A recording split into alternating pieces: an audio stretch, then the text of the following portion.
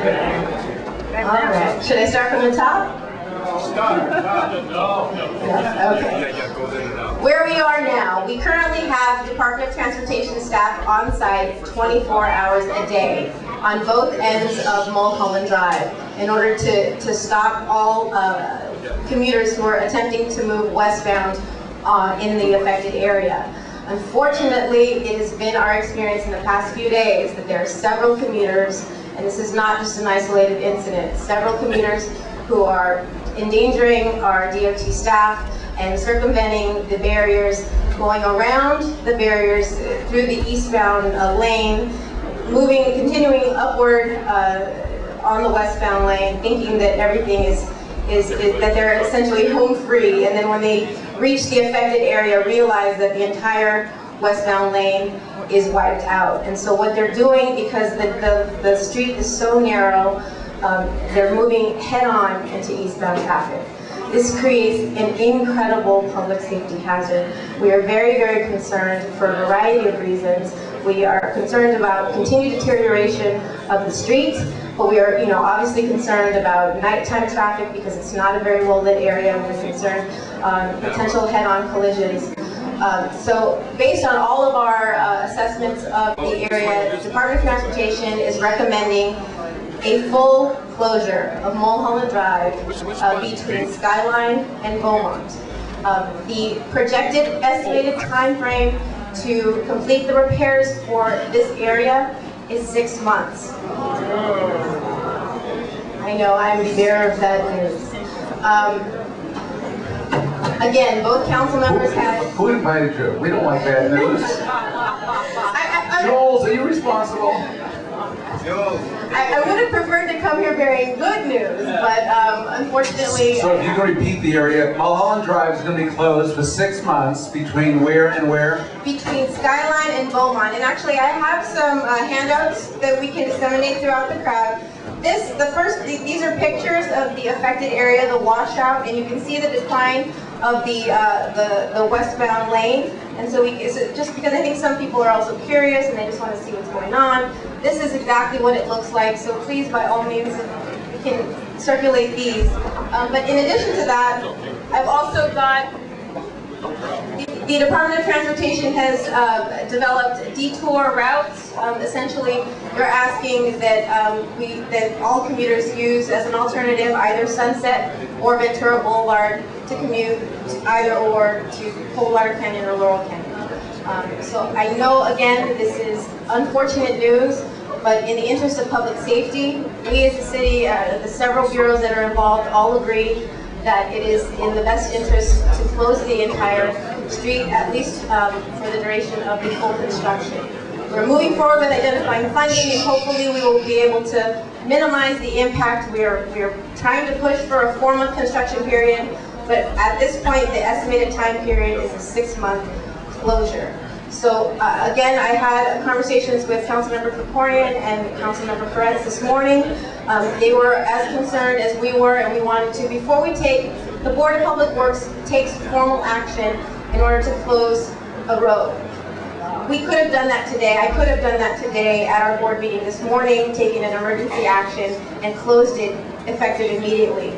However, because I wanted to inform the affected residents in the local community, I wanted to come to this homeowners association meeting. And I actually have several other neighborhood council meetings that I plan to attend to disseminate as much information as possible, get as much feedback as possible, incorporate you in the process so that you're not caught off guard if you're attempting to commute down that area.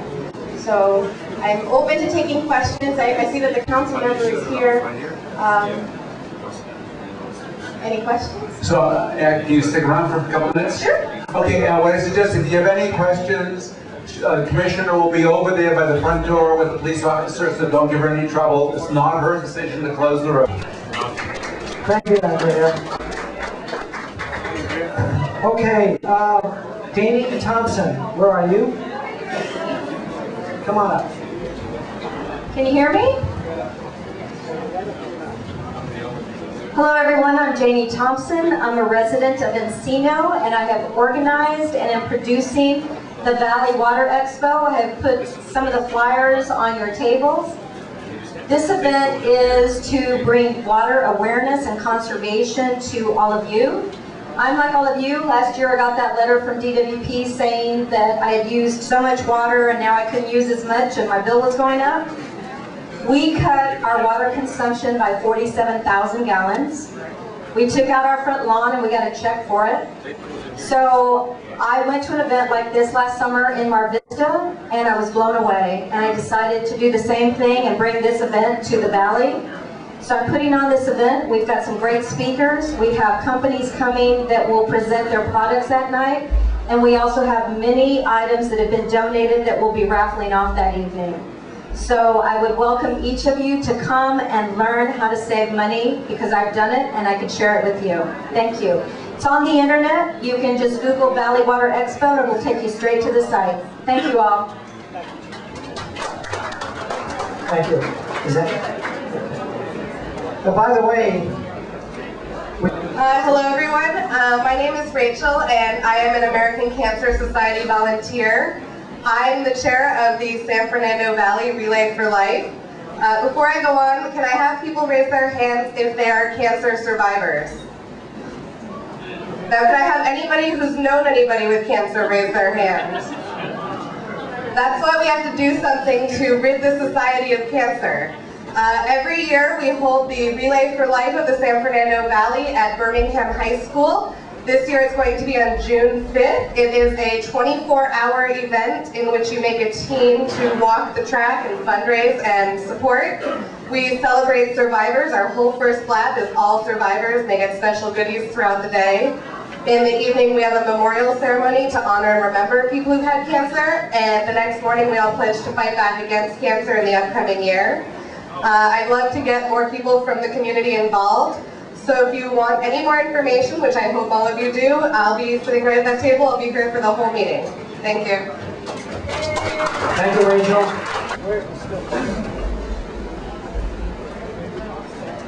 Just turn it on. Well, I think we have a really special meal tonight. Good job.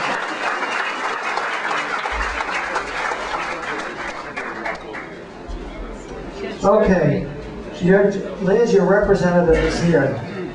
This is John Burston. John is Liz's son. MAZZARINO'S, a wonderful meal, absolutely terrific. And before we go any further, I do want to tell you that today in the obituary of the Daily News is an article about Ed Mazzarino, who passed away a couple of weeks ago, or less than a couple of weeks ago.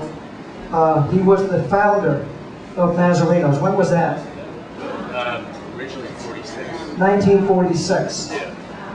So anyway, we really want to thank you very much for a wonderful meal.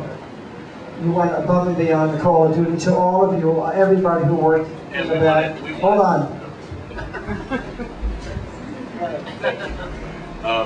We want to take the opportunity to thank everybody in Soha and in Sherman Oaks for supporting MAZZARINO'S, and thank you very much. Okay. So John, you've seen this before? I think the last one was lost in the fire. Yeah. So no more fires, because I don't have a budget for another one. So this is our Restaurant of the Month, MAZZARINO'S. We have 2, 4, 6 times since 1998. So you have 4 more spots to fill up. So I hope you hang this up at the store. Oh, absolutely. And thank you very much for everything. Thank you. Liz, get well soon. Thank